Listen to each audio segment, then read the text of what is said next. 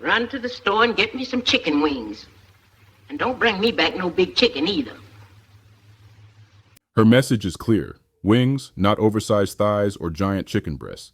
She knows exactly what she wants. And there is a very deep reason for this. It came from generations of knowing which cuts had flavor, which ones were tender, which ones stretched $1, and which ones felt like home. Scope News decided to investigate why black folks love chicken wings, and the truth was very shocking. Now imagine it's 1942. Billie Holiday's voice is drifting through a small radio in a segregated kitchen, singing "God Bless the Child," while a black woman stands over a hot stove, frying chicken wings in lard she saved up for all week. There's no AC, just a fan in the window and the scent of garlic, pepper, and smoke in the air. The screen door creaks. Kids are playing outside barefoot. That song, that heat, that smell. It's not just background. It's the foundation. Fast forward to now. It's a hot summer night, music playing low, kids running through the yard, card tables cracking jokes in the background. And in the center of it all sits a pan of chicken wings. No one questions it. No one explains it. Wings are expected the same way ice is expected at the bottom of a cup. They belong. So why do black Americans obsess over chicken wings? Where did that connection really come from? The answer is not cute, and it definitely is not random. It goes back to slavery, a time when enslaved Africans got the scraps while slaveholders kept the best cuts for themselves. If a bird was on the plantation, the prime pieces hit the white table. The leftovers hit the slave quarters: wings, necks, backs, feet, the parts nobody else wanted. Black folks took those pieces, cleaned them up, seasoned them right, and turned them into something worth eating because survival did not leave room for preferences. Cooking wings was not a hobby, it was a whole strategy.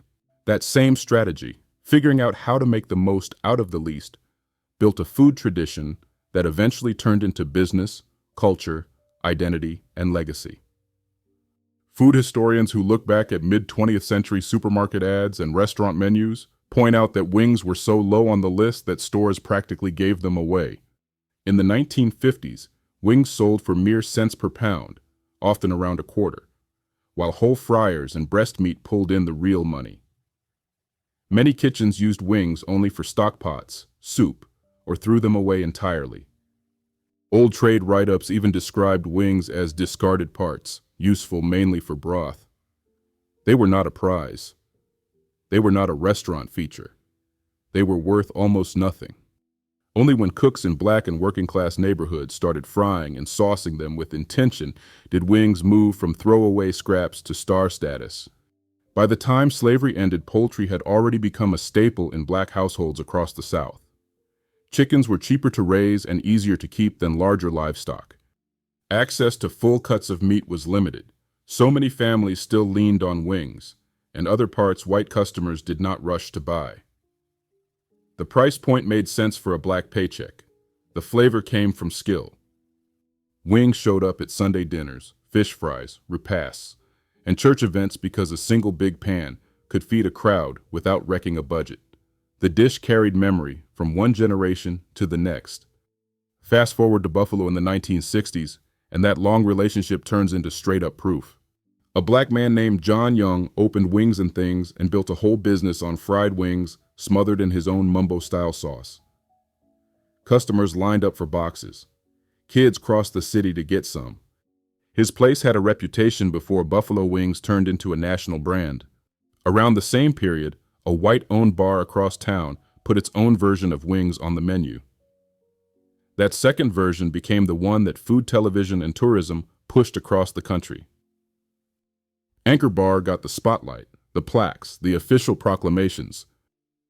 Yet local reporting and later food research show that Young's shop was already specializing in wings and selling them successfully years earlier. His work proved wings could make serious money. Another business got to write the official story. Another trail leads to Nashville. Hot chicken didn't start as a novelty for tourists. It started in black neighborhoods, notably around Jefferson Street, where fried chicken with serious heat was already part of everyday life. Restaurants run by black families served it for decades before anyone outside the city had even heard the name. These were black recipes, and their founders were never mentioned. Then national magazines, chefs, and chain restaurants discovered hot chicken. Suddenly it spread everywhere, from Los Angeles to New York. The dish hadn't changed, only the audience had. The profit followed the attention, not the history. So when someone cracks a joke about black folks and chicken wings, it goes deep. Here you go. Enjoy. I don't like no big chicken. I ask for wings. That joke skips over an entire paper trail. Wings and undesirable parts shoved toward enslaved people. Mid-century ads showing dirt-cheap prices, black families turning those pieces into real meals, and black entrepreneurs proving wings could anchor whole businesses. The same country that once treated wings like trash now treats them like gold, in stadiums, restaurants, and national franchises. That flip didn't happen in a vacuum. Black labor, black taste, and black creativity built the foundation first. That pan of wings at the center of a summer cookout tells the whole story without saying a word. Scraps turned into dinner. Dinner turned into tradition. Tradition turned into profit. And long before food media caught on, black cooks, black households, and black storefronts already knew wings had value. Scope News tells the truth. Here are the facts.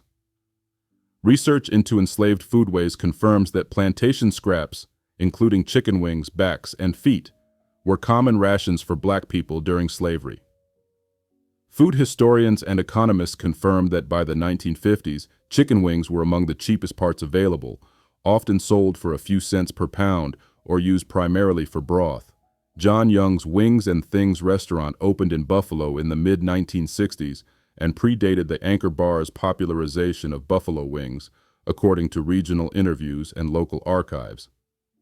Nashville's hot chicken, a black cultural staple, was served in Jefferson Street neighborhoods long before food writers took notice. These aren't theories. These are documented facts ignored for decades. Legal disclaimer. This report is for informational, educational, and entertainment purposes. Viewer discretion is advised. It includes references to systemic racism, slavery, economic exclusion, and cultural appropriation that may be disturbing to some audiences. Scope News aims to reflect history accurately and honor black cultural contributions by citing documented evidence and first-hand accounts. Some stories involve ongoing scholarly debate or gaps in archival records due to deliberate erasure or historical neglect. Viewers are encouraged to do their own research, question mainstream narratives, and uplift the cultural legacy behind the traditions often taken for granted.